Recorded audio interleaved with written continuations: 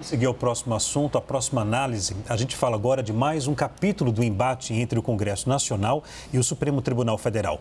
A Comissão de Constituição e Justiça do Senado aprovou uma proposta de emenda à Constituição que limita decisões monocráticas de ministros de tribunais superiores, como o Supremo Tribunal Federal.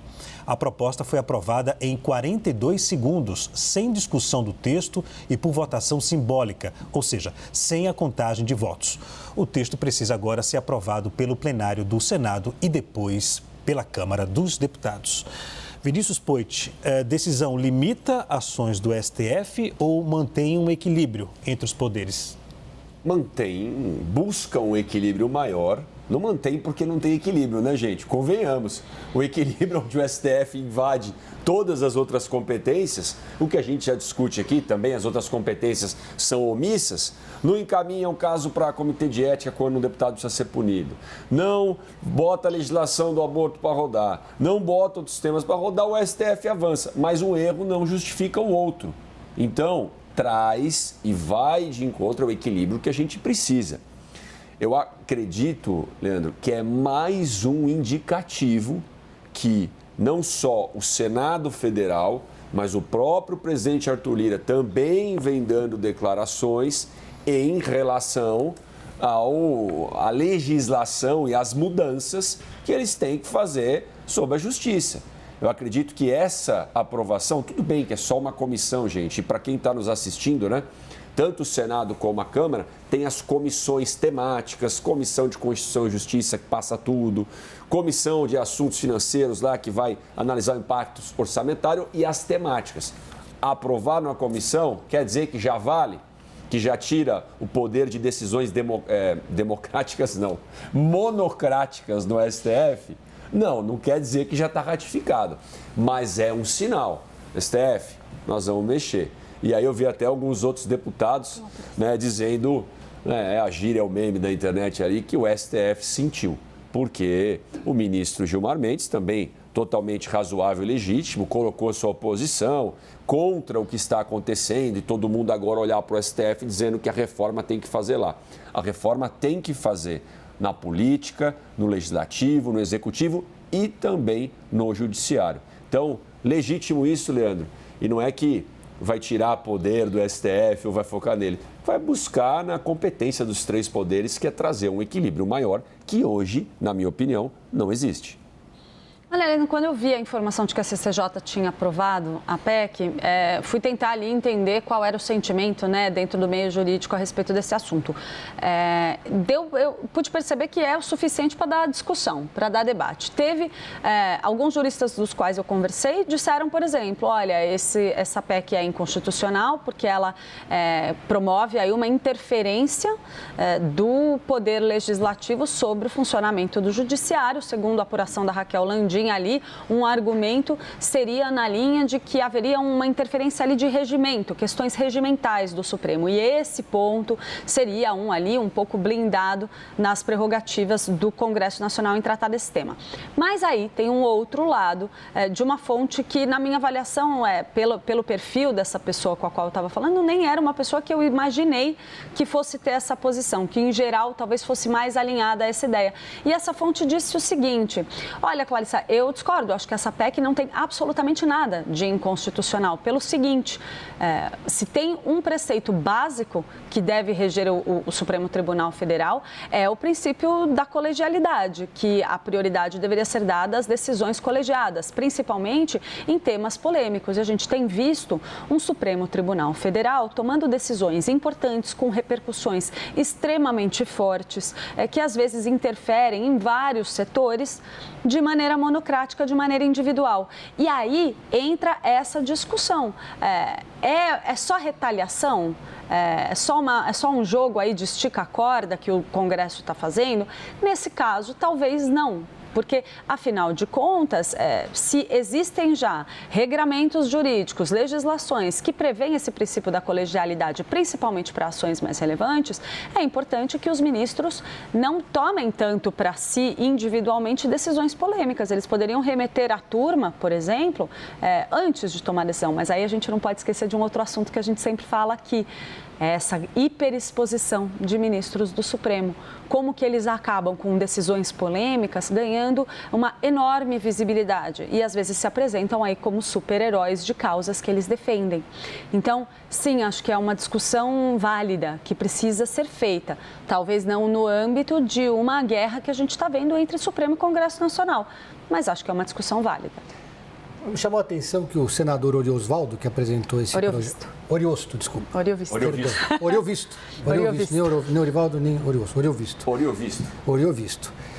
Ele disse que foi uma coincidência enorme que esse projeto tenha surgido agora na CCJ, aprovado em 40 segundos, porque ele está tramitando desde 2019. Né? Difícil acreditar em tamanha coincidência.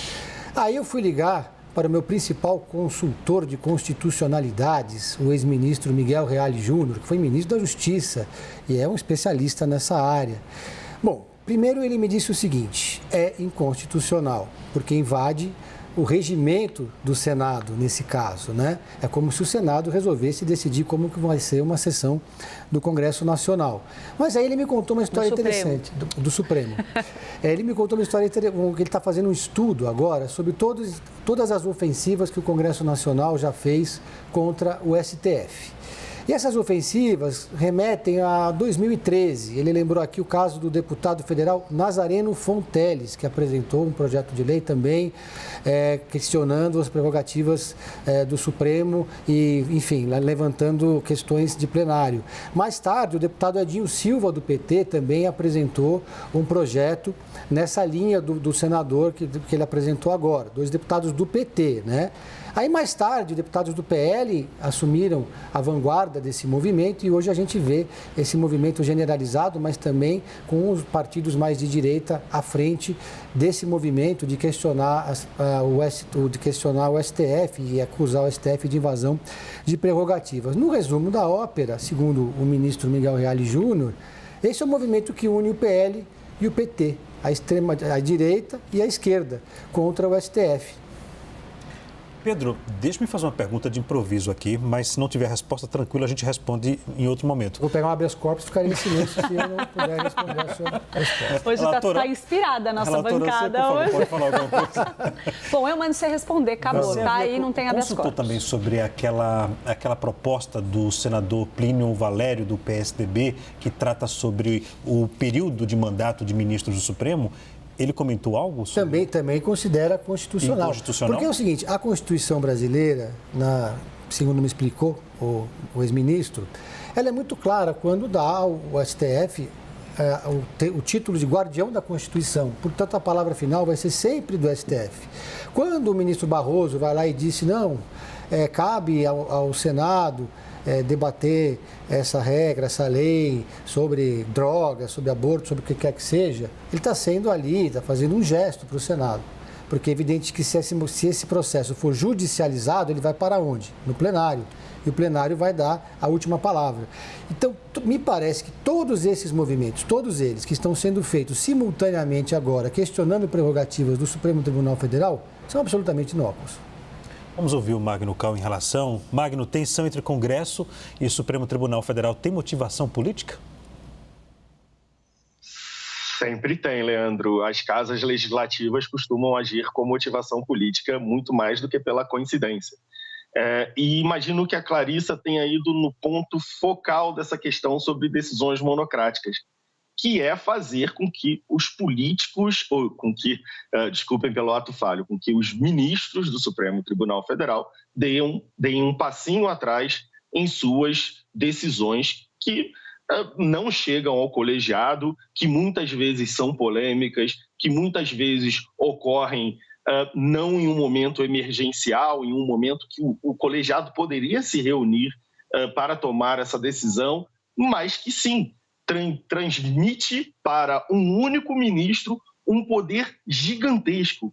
A gente tende a focar muito nas questões políticas, e se for para focarmos nas questões políticas, a gente pode lembrar da decisão do ministro Gilmar Mendes a respeito do então ex-presidente Lula assumir ou não assumir, o poder assumir ou não poder assumir o comando da Casa Civil no governo Dilma, mas há outras questões que custam ou que valem bilhões e bilhões de reais, que acabam sendo decididas por decisões monocráticas também, de uma forma bastante não democrática, mesmo que o STF não tenha essa, em si, na sua Constituição, a intenção de ser uma casa necessariamente democrática. Entre todas as tentativas de se reformar o STF, de se mudar algumas regras do STF, vindas do Legislativo, eu imagino que essa seja a melhor, porque, de fato, nós precisamos ter um limite às decisões democráticas, nós precisamos regrar as decisões monocráticas e também é preciso que se fale a respeito dos pedidos de vista. Por muito tempo, nós lidamos com casos que chegaram no STF, que foram objetos de pedido de vista e que, como se diz na linguagem popular, os ministros sentavam em cima dos casos e deixavam o tempo passar. E aí nós temos as questões de, às vezes, eles querem tomar decisões em casos polêmicos e, às vezes, não querem tomar decisões em casos polêmicos, então apenas sentam em cima do processo e deixam o tempo passar. Entre todas as propostas apresentadas pelo parlamento, ou mesmo discutidas pela sociedade a respeito do Supremo Tribunal Federal, que é ao contrário do que pensa o ministro Gilmar Mendes, acho que são boas propostas que a sociedade precisa discutir. Na minha visão, essas são as melhores ou as mais bem-vindas que nós vimos até agora. Só para poder acrescentar um ponto aí sobre a fala do Magno, o Magno falou sobre o pedido de vista, mas já há um entendimento, Magno, até agora durante o mandato da Rosa Weber, né, que o pedido de vista teria duração, se não me engano, de 60 ou 30 dias. 90 dias? 90 dias. Houve uma, se não me engano, limitação. São 90 dias. Mas também é parte desse projeto. Isso é parte também da argumentação dos ministros do Supremo. Hoje eu estou só fazendo menção a Raquel aqui, né? Depois vocês podem falar para minha amiga aqui, que eu fiquei enchendo a bola dela. Hoje a Raquel também trouxe essa informação, falou que inclusive o clima entre ministros do Supremo hoje era um pouco leve em relação a esse assunto, dizendo, olha, nem é muito problema essa discussão, porque regras que a ministra Rosa Weber já impôs recentemente acabam já impondo algum limite aí do que está sendo previsto nessa PEC. Então, eles trataram isso ali com menos polêmica do que poderia se imaginar, com o argumento de que justamente a direção, a presidência do Supremo que acaba de se encerrar, já teria abordado alguns desses temas, ou seja, que os próprios magistrados estão tomando algumas iniciativas nessa direção. Agora, levantando aqui um questionamento, se é inconstitucional, ora, o poder que é responsável por alterar, fazer modificações na Constituição Federal é o Poder Legislativo, é o Congresso Nacional. É isso que eu questiono. Da onde que é ilegal o Congresso Nacional reformular a lei? Da onde que é ilegal o Congresso mudar a Constituição? O Congresso está lá para isso. Uma PEC, né, se quisesse fazer isso por decreto, por PL, alguma coisa, aí está errado. Né? A gente está falando de uma PEC, né? Um projeto de emenda constitucional. Então, é alterar a Constituição. Porque a Constituição não é algo que ela não... Até a gente tem críticas, né? Porque diz que a Constituição brasileira é uma concha de retalhos, não é igual nos Estados Unidos, que tem 5 coisas lá importantes e vão embora. A Constituição, ela vai evoluindo conforme a sociedade evolui.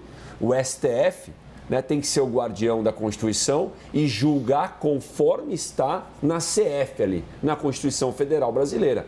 Ponto. Mas, Poit, agora, a Constituição nunca muda? Mas aí tem um argumento que o Pedro trouxe aqui, que o Miguel Reale passou para ele, que eu acho que tem sua validade também e alimenta essa polêmica, que é o de que, nesse caso, segundo ele, a decisão do Congresso Nacional interferiria em pontos relacionados ao regimento interno do Supremo e não a questões relacionadas ao que está na Constituição. Então, se o Congresso altera pontos relacionados ao regimento, seria uma interferência do Congresso Nacional sobre a autonomia do Supremo Tribunal Federal. Eu acho que tem sua validade esse argumento também, caso essas normas se refiram a normas regimentais. Aí eu acho que é um argumento que tem relevância. Tá claro, entendo o seu argumento agora e compara até com o regimento interno da Câmara dos Deputados. Imagina, né? Se o regimento tem interno da sua casa. Agora vou deixar só um contra-argumento. Se o STF não muda, é omisso, o outro poder vai avançar em cima. E aí é a mesma coisa que a Câmara, que o Supremo fala da Câmara. Pois é, o STF. Então vamos fazer uma reforma, uma reformulação, uma modernização desse regimento interno. se esse é o argumento, né? E respeitando o professor Miguel Reale, que tem muito mais experiência que eu aqui para opinar sobre esse assunto. Como eu disse, tem divergências. Eu acho que tem juristas com os quais eu falei que dizem que não, que a PEC é absolutamente constitucional na avaliação deles. Por isso, eu acho que é um assunto que, se avançar, como vocês falaram, a gente só teve aprovação na CCJ. Se isso andar, vai gerar debate, pode gerar judicialização, é uma possibilidade. E a gente não sabe exatamente se essa discussão vai conseguir evoluir ao ponto de gerar resultados efetivos. Talvez ela acabe servindo só a essa briga que a gente está vendo entre Congresso e Supremo.